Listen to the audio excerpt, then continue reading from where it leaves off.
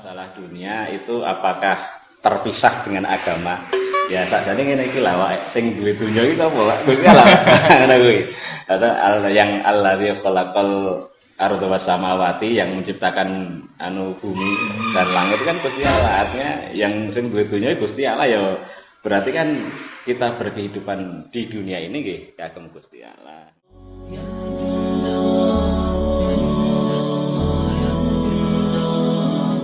Assalamualaikum warahmatullahi wabarakatuh.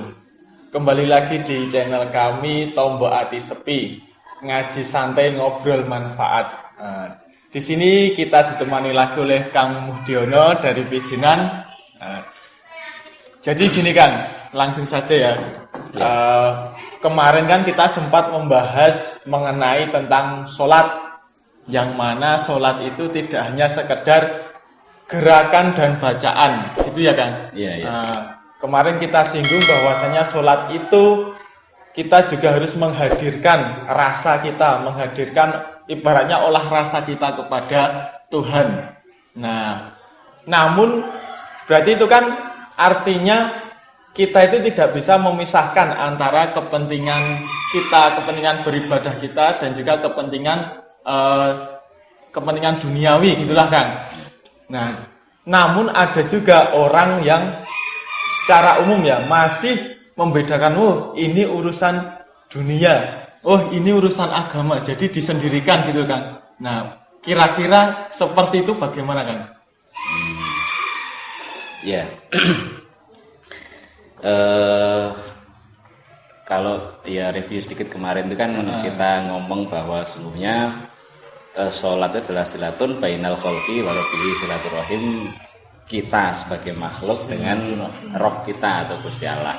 Nanti itu kemudian kalau ulama-ulama itu atau guru-guru kita mengajarkan bahwa mestinya itu perasaan kita yang kita bangun di dalam sholat itu kita juga hadirkan di luar sholat kita, atau hudurul qalbi kita, hadirnya perasaan kita ketika kita sholat itu juga dimunculkan di luar sholat. Misalnya di dalam sholat itu kan ada kita mengucapkan ini wajah iya, itu kan aku hadapkan wajahku atau pandangan hidupku, artinya kita hidup di dunia pun juga sungguhnya kita itu mengarahkan tujuan hidup kita, orientasi hidup kita di namun kagem ngabdi dumateng Gusti Allah.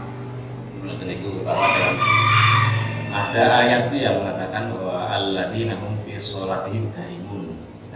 Ada orang-orang yang sudah mampu menggunakan sholatnya dengan baik pada Gusti Allah, itu kan dia sholatnya itu daimun itu salah wasa itu kan sholat terus kan, itu bukan berarti kemudian secara fisik dan selesai sholat lagi ya, tidak seperti itu. Tetapi sholat daimun secara fisik kita itu sholat seperti yang kita lakukan biasanya, kita 5 waktu. Kemudian juga kalau misalnya kita kuat ditambah dengan sholat sunat, karena kalau sholat sunat itu kan masanya itu nama koma mahmuda, agar kita itu diangkat derajatnya di sisi Allah Subhanahu Wa Taala. Nah, sholat yang daimun itu secara fisik sholatnya seperti itu, seperti biasanya kita sholat, cuman ruhaninya di luar sholat itu juga tetap terhambung silaturahminya dengan Gusti Allah, seperti itu. Kemudian masalah apa tadi, dunia ya, masalah dunia itu apakah terpisah dengan agama? Ya sakjane ngene iki lah wae sing duwe dunya iki sapa? Gusti Allah. Ngono kuwi. Atau yang alladzi khalaqal arda was samawati yang menciptakan bumi dan langit kan Gusti Allah. Artinya yang sing duwe dunya Gusti Allah ya berarti kan kita berkehidupan di dunia ini nggih kagem Gusti Allah. Ngoten niku. Kemudian memahami dunia itu tidak bisa dipisahkan dengan dengan kita beribadah kepada Gusti Allah. Tidak bisa dipisahkan kita sebagai hambane Gusti Allah. Ngaten niku. Rasulullah sallallahu alaihi wasallam itu mendefinisikan dunia itu seperti ini. Ya artinya agak menampar kita sebenarnya. Ya Rasulullah itu ngendikanya seperti ini. Ad-dunya mal'unah illa ma kana fiha lillah. Jadi dunia seisinya termasuk kita. Jadi dunia seisinya ya berarti termasuk kita, usia semuanya. kita, semuanya lah seperti itu. Itu malunun. Jadi malunatun atau dilaknat atau tertutup di mata Allah itu. Kecuali apa-apa yang di dalamnya dunia itu berarti kan termasuk kita, apa yang kita lakukan, apa yang menjadi orientasi hidup kita atau pandangan hidup kita, tujuan-tujuan kita dalam berkegiatan atau apapun lah yang kita lakukan, itu lillah adalah yang ditujukan untuk Allah, hanya kepada Allah. Itu. Artinya ketika kita hidup di dunia itu mestinya kan tetap memilih aku ngelakoni iki mergo opo kan gitu. Itu yang kalau misalnya lawan katanya malunun berarti kan ridho Allah. Jadi kan kemarin juga sudah saya sampaikan bahwa orang-orang yang beriman kan orang-orang yang bertakwa itu wa mali ahadin indahum min ni'matin tujza illa btigha wajhi rabbil a'la wala saufa yarda. Jadi orang-orang yang bertakwa kepada Allah itu dia melakukan kebaikan di atas muka bumi ini tidak meminta balasan dari orang yang dibaiki atau yang diajak kebaikan tadi kecuali ibtighoi marudatilat, kecuali mencari ridho Gusti Allah. Seperti itu, wala saufa yarda, kecuali mencari ridho Gusti Allah. Artinya lawan kata dari malunah tadi itu ridho. Kalau tidak, agar apa yang kita lakukan itu tidak malunah, agar tidak terkutuk atau dilaknat oleh Gusti Allah atau diridani, itu kan kita memilih motivasi apa yang indah Allah menurut Gusti Allah itu diridani, seperti itu. Ya, salah satunya tadi apa-apa yang kita lakukan itu sidawi Gusti Allah, kita bekerja karena bekerja diridani oleh Gusti Allah, bukan kok kemudian orientasi hidup kita itu hanya sekedar mencari jadi duit saukai atau menapaki karir setinggi-tingginya, numpuk-numpuk duit dan sebagainya. Ya raurung esok ditinggal mati kan bukan milik kita, milik pewaris kita. Berarti tidak bisa ya kita pisahkan antara dunia sendiri terus agama sendiri, tidak bisa ya, harus satu kesatuan ya kan. Berarti ketika kita berada di dunia ini mau nggak mau kita harus semuanya itu kita kaitkan dengan agama. Maksudnya kita tujukan kepada Allah lillah, seperti itu ya? Iya, seperti itu. Sebenarnya hadisnya itu ada beberapa. Yang tadi itu, kemudian ada lebih yang ada juga yang Rasulullah itu ngendika ad-dunya mal'unah ilal alim wal muta'alim wa nurallahu. Nah, mempelajari hadis-hadis ini kemudian bisa menjadi pilihan-pilihan motivasi kita untuk ketika kita melakukan apapun dalam keadaan apapun itu bisa jadi pilihan motivasi kita agar kita itu diridani oleh Gusti Allah. Tadi kan apa-apa yang ditujukan kepada Allah itu diridani. Kemudian yang hadis tadi yang kedua tadi itu kan illal alim wal muta'alim wa man wallahu. Dunia itu terkutuk kecuali yang pertama adalah al-alim, orang yang berilmu atau alim ulama lah seperti itu. Kemudian wal muta'alim atau orang yang mencari ilmu atau ngaji ya, kayak ngene iki ya awake dhewe diridani karena kita motivasinya kan ngaji. Ya ngono ngaji lewat YouTube, lewat Facebook, lewat apapun sosmed itu kalau diniati ngaji ya lemu satu dadi diridani oleh Gusti Allah. Wal muta'alim wa man wallahu. Ngaten niku. Yang ketiga adalah orang-orang yang senang berdekatan di sekitar orang-orang alim atau orang-orang yang ngaji atau mencari ilmu. Ngaten niku. Kalaupun kita tidak, tentu kita bukan orang alim loh. Kita bukan orang alim. Bukan alim ulama, wal muta'alim nek kaya aku wis tuwa ya wis ora muta'alim meneh wis ora tau sinau ada. Nah itu ya setidaknya kita menjadi man wallahu. Jadi orang-orang yang senang dengan ngaji, senang dengan berdekatan, bersahabat dengan orang-orang yang senang ngaji atau bersahabat dengan para ahli ilmu dan sebagainya seperti itu. Kemudian ada juga hadis yang mengatakan ad-dunya mal'unah illa dzikrullah. Dunia itu terkutuk kecuali zikrullah, kecuali zikir kepada Allah. Ngaten niku. Jadi saat ini ngaten niku. Jadi kadang-kadang kita memahami zikir itu ya hanya sekedar lafaz-lafaz tertentu yang kita ucapkan sekian kali dan sebagainya. Padahal sebenarnya zikir itu kan eling karo Gusti Allah. Ada ayat yang mengatakan fadhkuruni adzkurkum. Ngendikane Gusti Allah ada fadkuruni adkurkum. fadkuruni adkurkum. Jadi kowe eling karo aku Gusti Allah, maka aku kelingan karo kowe. Ngono kita. Ngono kuwi. Agar kita itu diperhatikan oleh Allah, agar kita itu dipandang oleh Allah, maka kita juga harus memperhatikan Gusti Allah. Gusti Allah itu ngendika dalam Al-Qur'an bahwa fadkuruni adkurkum. Kowe eling karo aku, ya aku ngelingi kowe, seperti itu. Artinya ketika kita itu ingin diperhatikan Allah, maka kita juga harus memperhatikan Allah. Al-dzikir itu mestinya seperti itu. Jadi tidak hanya sekedar ya secara fisik kita membaca lah berapa kali, misalnya subhanallah, Allahu akbar, astagfirullah dan sebagainya seperti itu. Tapi esensinya atau perasaan yang dibangun sama dengan ketika sholat tadi, zikir pun juga sebuah ibadah karena itu diperintahkan toh. Nah itu fadkuruni adkurkum. Nah itu tapi perasaan yang dibangun ketika kita zikir itu ya ngelingi Gusti Allah. Ngaten niku. Nah itu motivasi-motivasi yang bisa kita jadikan pilihan motivasi kita melakukan kegiatan apapun di dunia ini agar kita itu diridhani Gusti Allah, agar tidak termasuk bagian dari mal'unun, agar tidak termasuk bagian dari yang dikutuk oleh Gusti Allah. Ngaten niku. Kalau ini kan ada ini juga realita ya kan. Terkadang itu ada orang yang ketika dia itu berusaha untuk mencapai suatu cita-cita atau hajat, namun di tengah jalan itu terhenti, entah tidak diterima ataupun apa. Nah, orang itu ternyata langsung menimbulkan rasa kesedihan. Nah, ketika tidak diterima pekerjaan ataupun apa itu terkadang secara umum orang itu akan merasa sedih. Nah, itu ada hubungannya nggak kan antara dia itu jarang berzikir atau mengingat Allah sehingga Allah itu memberikan kesedihan, ataupun bagaimana kalau seperti itu? Ada hubungannya nggak kira-kira dengan itu tadi kaitannya antara dunia dan juga hubungannya dengan Tuhan itu harus disatukan, itu ada hubungannya kira-kira? Sekarang gini, jadi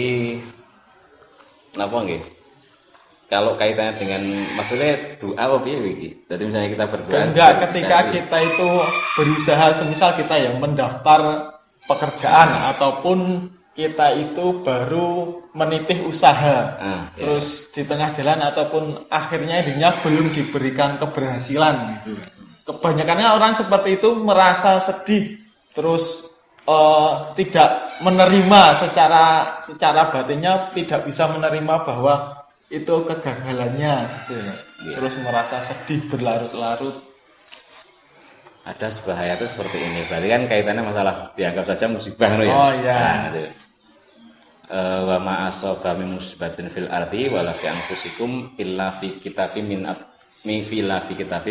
qabli an nabraha. Jadi apapun yang terjadi di atas muka bumi ini, asoba itu kalau kita kan sering mengatakan bahwa musibah itu kan serapan dari kata-kata yang dimunculkan dalam referensi Islam, musibah itu ya. Kalau asoba itu sebenarnya ya baik buruk atau baik itu yang ditimpakan di atas dunia ini berarti semua adalah bersifat musibah.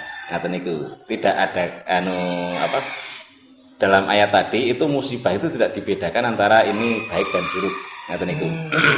Nah, itu tadi wa ma asoba mi musibatin fil ardi wala fi anfusikum, apapun yang ditimpakan di atas muka, yang terjadilah di atas muka bumi, wala fi anfusikum, dan juga kepadamu. Apapun yang terjadi kepadamu itu sudah fi kitabim min qabli an nabraha, di dalam Lauhil Mahfuz atau di kitabnya Gusti Allah. Sudah ada tulisannya lah seperti itu di zaman azali. Seperti itu, atau takdir kita, kalau kita itu takdir kita itu sudah ditulis sama Gusti Allah. Ngaten niku. Tetapi bukan berarti kemudian takdir itu tidak bisa dirubah, karena kita itu juga diperintah untuk berdoa, ud'uni astajib lakum.